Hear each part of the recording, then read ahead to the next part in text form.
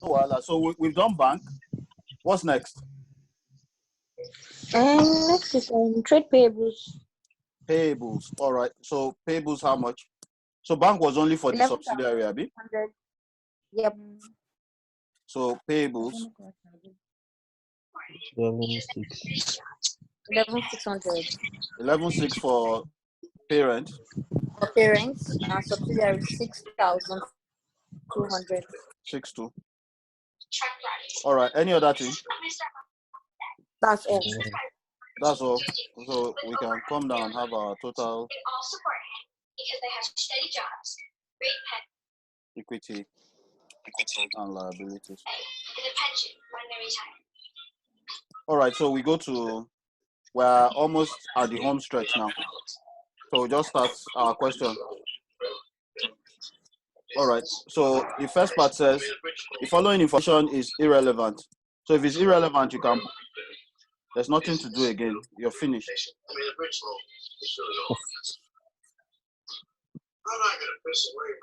All right. So good night, everybody.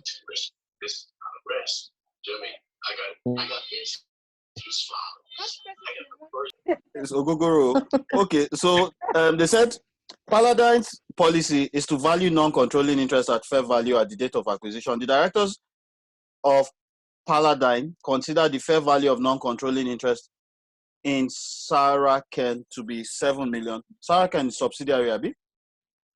Yep. No, yeah. That's very strange. You just give us 7 million like that. That's okay. So we are free to remember that will be, so we can have fair value of NCI at acquisition. So that's 7,000. And then, of course, we go to NCI. So fair value at acquisition.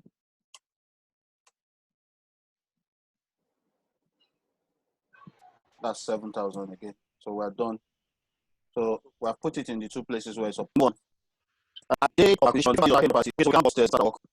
So before that, we can go and do a fair value acquisition, right? Yes.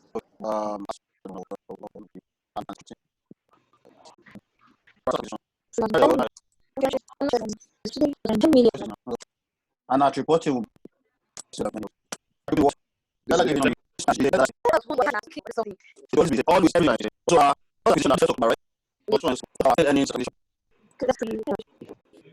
why is everybody just leaving you? I have that figure you see if you ask to from the sources that's giving us. Is everybody fine? So now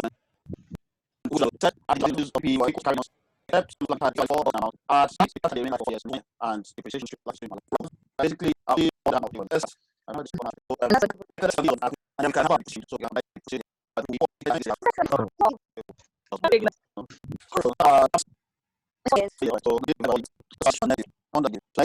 that's right. So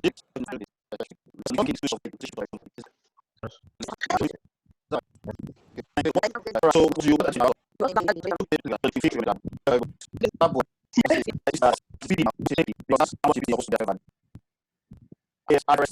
that at the end of acquisition and all through no matter what the account policy using it must connect all assets and liabilities affected. It means that by extension the of the subsidiary acquisition because the book value carries the words and the value. However, what between one okay. Or we'll have 3,000 added to it. Okay, all right. Everybody fine? Yes. So we'll move on. Oscar.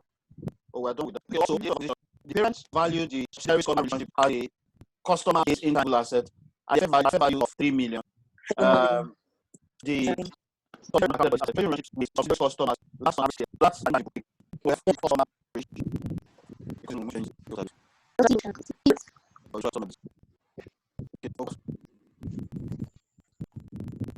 yes, 38.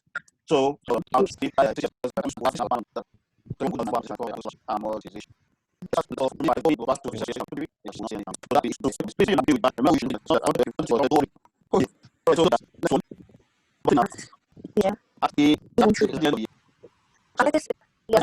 Yeah. So just inventory from it out subsidiary. Just cost subsidiary of 2.6 million. Wonderful. So here can do like this. So that it's out there for this so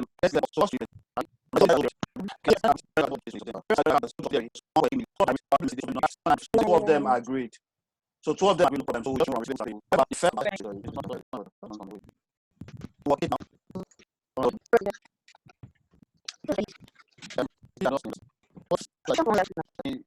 I've even reading all of it now. They said that because the total included good from total inventory. So all still remain inventory. It's all we're going to pay. We're 2.6. So that's much the capital. So that is much.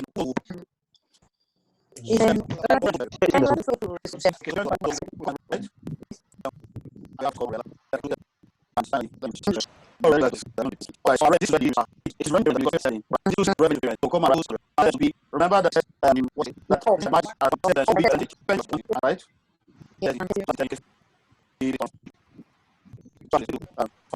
So also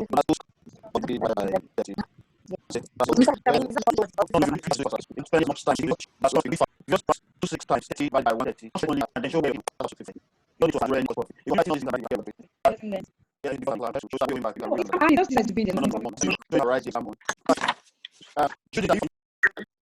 Yes, I'm here. for someone else. Boy, Yes, I'm fine. okay, so we'll believe. So the debit and debit and credit.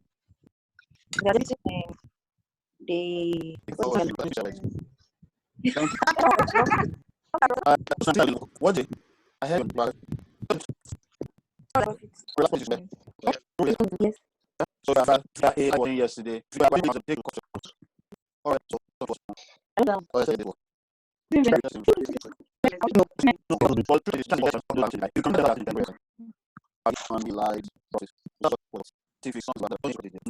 Inventory. That's also reduced inventory because it's positive. So that's negative. That's there. All right. So yeah, we should be done in 8 minutes. All right. So who's next? Next is receivables and payables. Oh yeah. Thank you. If not, I would not have seen it. Thank you. All right. So receivables and payables. So we can still leave it under that work 8 and say the 1.3 Abi. Yes.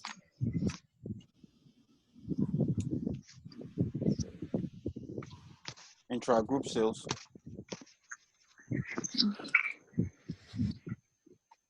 All right, so I don't even have plenty things to write. Let me just come and do my debit and credit and move. So debit, credit, which is very, very unnecessary now. So some of the things you're asking for, I'll just reduce payables and reduce receivables. Full stop. It's only payables and credit receivables. And since they agree, then we don't have any problem. So 1313, and we're home.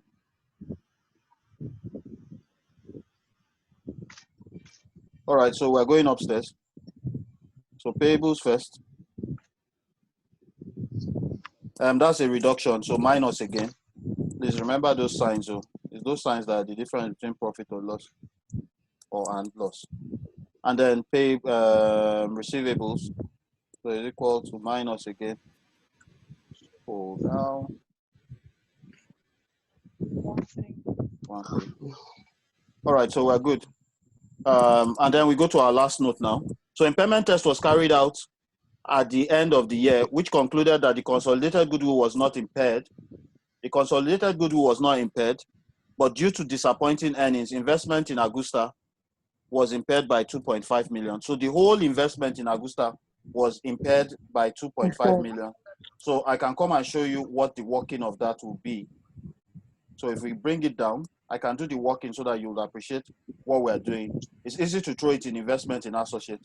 Oh, okay, there's not enough space. So let me just. But please, if you throw it in investment in associate, yes, the work 9. Let me just call it work 9, just for clarity's sake. I'm trying to say, if I can be very dramatic about this, maybe it will stay in your mind. So impairment of associate. So the investment is impaired. The whole investment is impaired by 2.5 million, Abi. All right, so come and see what you should remember. So therefore, our accounting entry now will be to debit and credit. That's the one you would have most likely forgotten. In most of the things we've done here, the chances are that you would not have remembered that you should carry this to group retained earnings. So the group retained earnings is going to suffer that 2.5 impairment. That's the other leg. So 2,500. Why is the retained earnings are suffering? It's the parent that owns the investment now. Think about it. It's the parent that owns the investment. So that investment in associate 2 will reduce. And then there's one other part I said I forgot, and I still forgot it up to now. Ella, do you understand what I'm saying? It's the parent that owns the associate. It's the parent that has that investment. So its retained earnings is going to reduce by the value that is reducing. And when we do investment in associates, there's something. All right. I've not even done that one too. So maybe I would have even left that. I'll show you what I'm saying now. So our investment in associate, there's only one thing that's remaining. We need our share of profit. Share of profit in associate. Yes. So we can come and still look at that work 9, I think we did. So I'll still put it under that work 9. So our share of profit, so we go to the profit for the year for the associate. So I'll still put it under here. So profit of associate for the year is how much? How much is the profit? 1,200. Profit for the year of associate. Yeah. Is equal to 1,200. All right. So therefore, the share, share to parent will be equal to 1,200 multiplied by how long did you own? How long did you own the? Okay, so we can say 25% first, 8 months. and then remember that it was an 8 month, so you can only take from the time that you owned it. So 8 divided by 12. We've already counted the 8 on top, so that you know where we got that figure from. So that is equal to 1,200 multiplied by 25% multiplied by 8 divided by 12. So that's our figure there. So that's 200. Now this 200, that is our share. Mr. Prime. Yes, please. There was something you said about this impairment test, because I'm thinking that 25,000, I don't know if, are we meant to take 25% of it also? No, that's what I told you now, that they told you that the whole, your investment in the associate is impaired by 2.5. So that is not that the associate is impaired by 2.5. If they told you that the associate as a company was impaired by 2.5, then you only take 25%. But they told you that your investment is impaired by 2.5. That's a different wording. That's a different treatment. Do you get what I'm saying at all? Yes. Yes. Okay. So we'll debit. Yes, I do. And I want to help you to remember this. Okay, so I can just come and still. Let me check.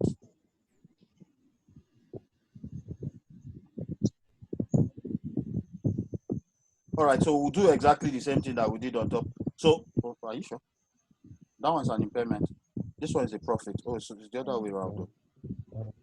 Why are you doing like this now? Okay.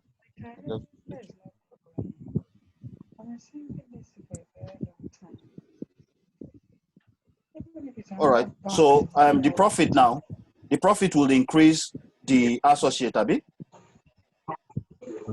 Yes. This one you were doing yesterday that I said you can do it because you're tired. Today you're fresh, so you cannot do anyhow. This one is becoming plenty.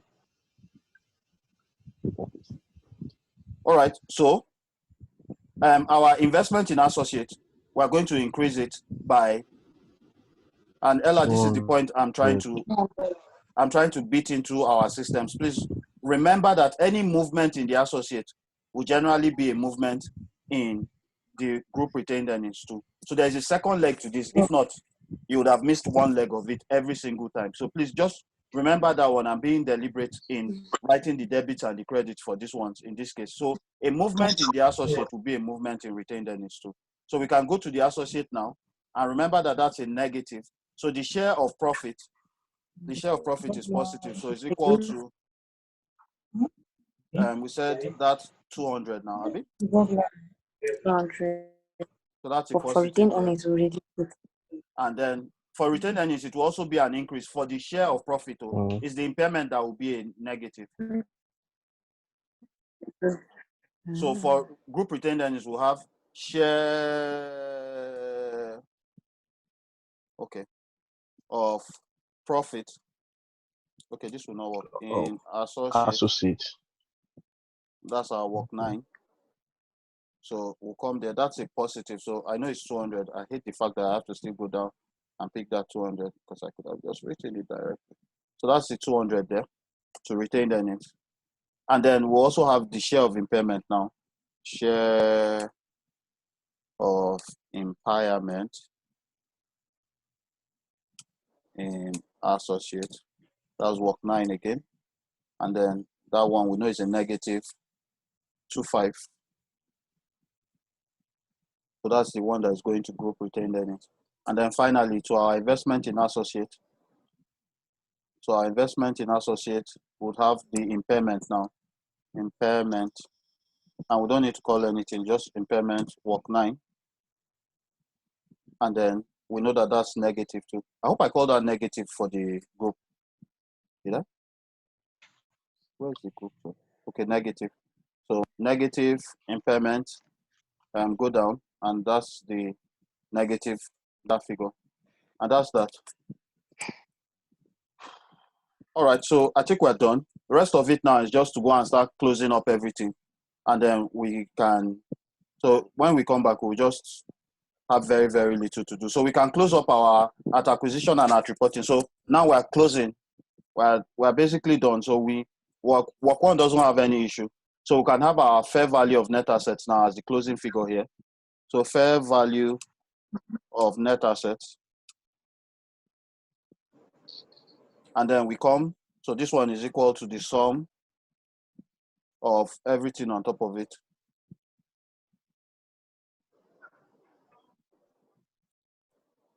And then this one too is equal to the sum of everything on top of it. I hope that is going to give us space. So it's equal to, I don't know how that one's going to work now with that number there.